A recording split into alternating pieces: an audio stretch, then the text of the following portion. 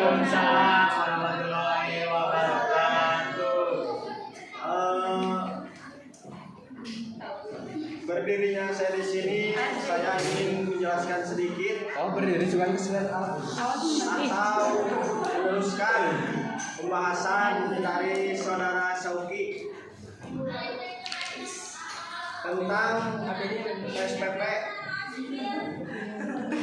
yang berjudul model-model desain pembelajaran dalam gaya pendidikan. Sing tutupan kira pantona Henry.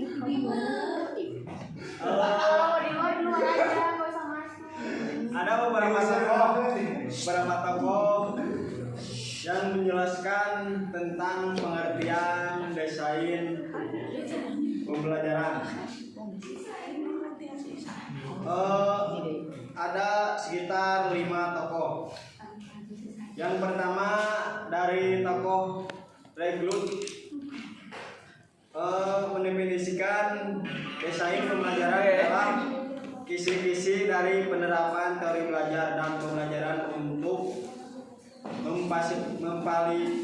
memfasilitasi proses belajar seseorang pada tahun 1999.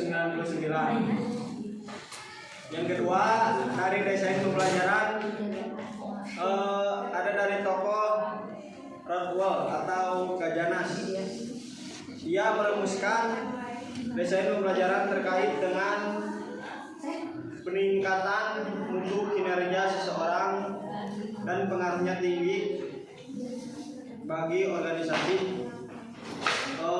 Tokoh dari Rothwell menurutnya pada tahun 1992. Yang ketiga dari tokoh Gagner DKK. Menurutnya desain pembelajaran sebuah usaha dalam membantu proses belajar seseorang, di mana proses belajar itu sendiri mempunyai tahapan segera dan jangka panjang. Ia mengemukakan pada tahun 92. Yang keempat ada dari tokoh Dick and Carey.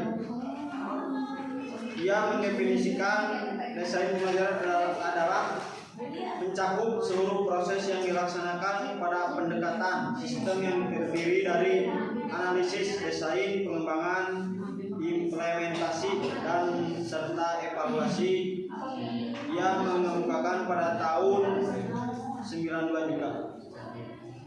Yang kelima ada dari tokoh Shields and Ritchie. Ia mendefinisikan desain pembelajaran adalah prosedur yang terorganisasi yang meliputi langkah-langkah penganalisaan, perancangan, pengembangan,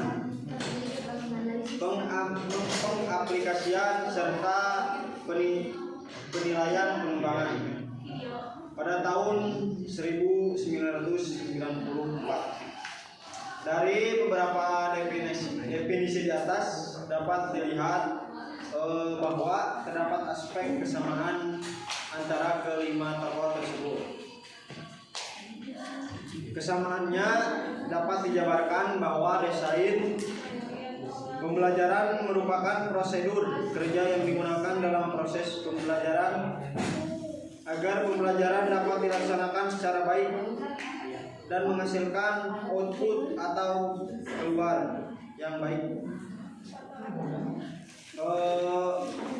Yang kedua ada sifat-sifat desain pembelajaran. Sifat desain pembelajaran itu hal yang dasar dalam desain itu sendiri. Sifatnya ada 3 sifat yang mendefinisikan desain pembelajaran. Yang pertama, sifatnya berorientasi pada siswa. Tokos Maldino pada tahun 2005 berpendapat bahwa para desainer pembelajaran harus mempertimbangkan siswa karena mereka mempunyai karakteristik yang berbeda-beda. Perbedaan karakteristik ada 3. Yang pertama ada karakteristik umum. Apa itu karakteristik umum? Sifat internal siswa mempengaruhi penyampaian materi seperti kemampuan membaca, jenjang pendidikan, usia dan latar belakang. Yang kedua, perbedaannya ada kemampuan hafal dan prasyarat. Kemampuan dasar yang dimiliki sebelum siswa akan mempelajari kemampuan baru.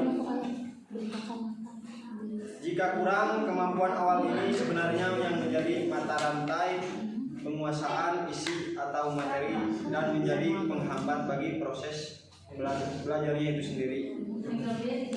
Yang ketiga ada karakteristik gaya belajarnya nyata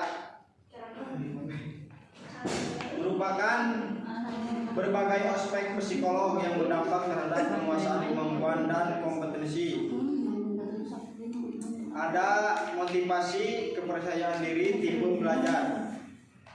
Tipe belajar ada beberapa hal. Yang pertama verbal, visual, kombinasi dan lain-lain. Di sini ada selanjutnya alur berpikir sistem atau sistematik dari sifat-sifat desain pembelajaran.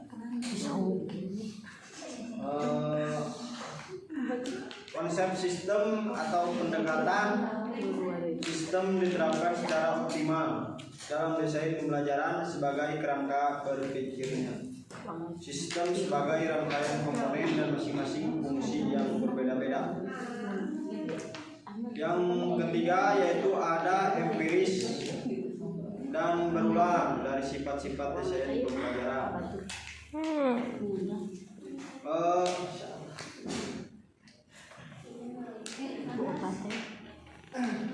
Setiap model dan desain pembelajaran bersifat empiris.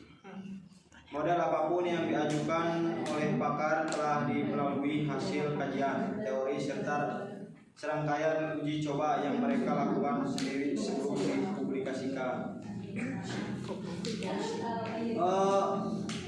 Kita dapat menerapkan dan memperbaiki setiap tahap berulang kali sesuai dengan masukan yang bertujuan untuk meningkatkan efektivitas pembelajaran.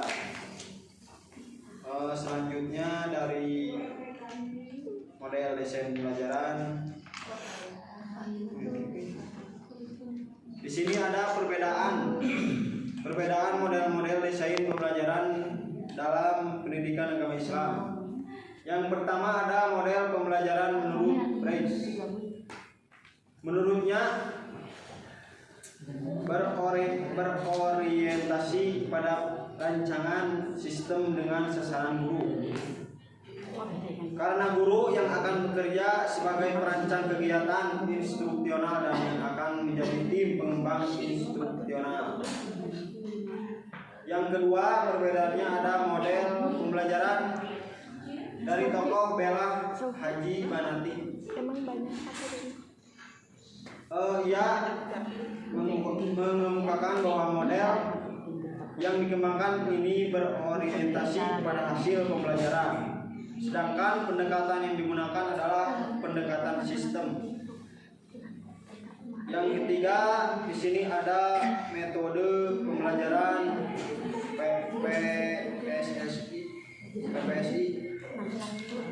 PPSI menggunakan sistem yang mengutamakan adanya tujuan yang